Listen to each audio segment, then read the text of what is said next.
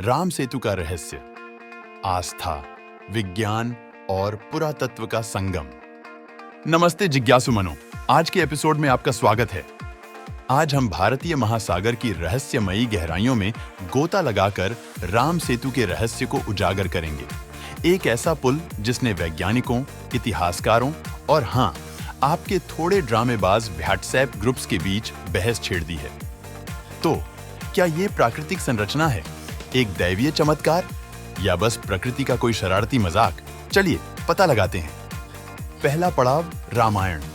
इस महाकाव्य के अनुसार भगवान राम की वानर सेना ने भारत के रामेश्वरम से लंका तक एक पुल का निर्माण किया। क्यों? क्योंकि माता सीता को रावण से बचाना था। लेकिन खास बात यह है कि ये साधारण पत्थर नहीं थे, ये थे तैरने वाले पत्थर। और वो क्यों तैरते थे? क्योंकि उन पर भगवान राम का नाम लिखा हुआ था। अब मेरा एक सवाल है, अगर किसी का नाम पत्थरों पर लिखने से वो तैरने लगते हैं, तो टाइटैनिक के फैंस ने अब तक ये क्यों नहीं आजमाया? लेकिन मजाक को किनारे रखते हुए ये मिथक वाकई में सोचने पर मजबूर करता है।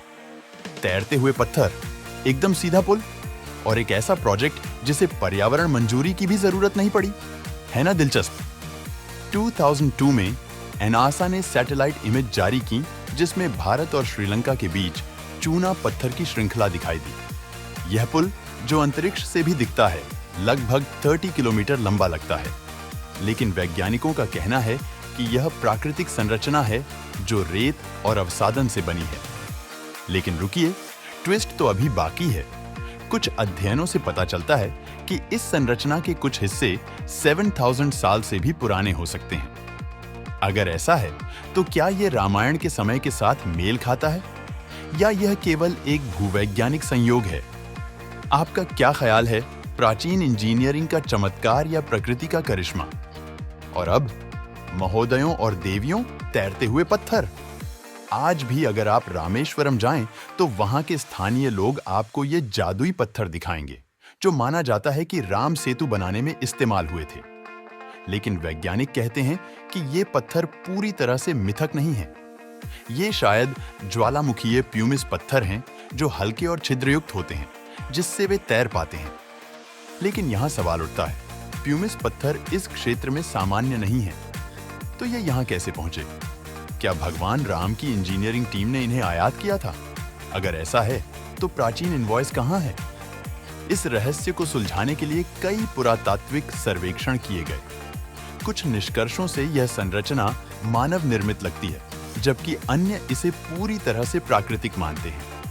एक प्रसिद्ध अध्ययन ने पुल के कुछ हिस्सों को 5000-7000 साल पुराना बताया।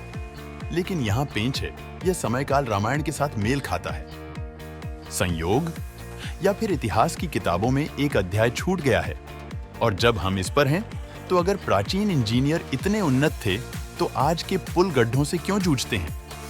करोड़ों लोगों के लिए राम सेतु सिर्फ एक पुल नहीं है, यह आस्था का प्रतीक है। श्रद्धालु मानते हैं कि इसके पास चलने से उनके पाप धुल जाते हैं। वास्तव में जब सरकार ने क्षेत्र में शिपिंग प्रोजेक्ट्स के लिए खुदाई करने की योजना बनाई, तो जन विरोध के बाद उसे रद्द करना पड़ा।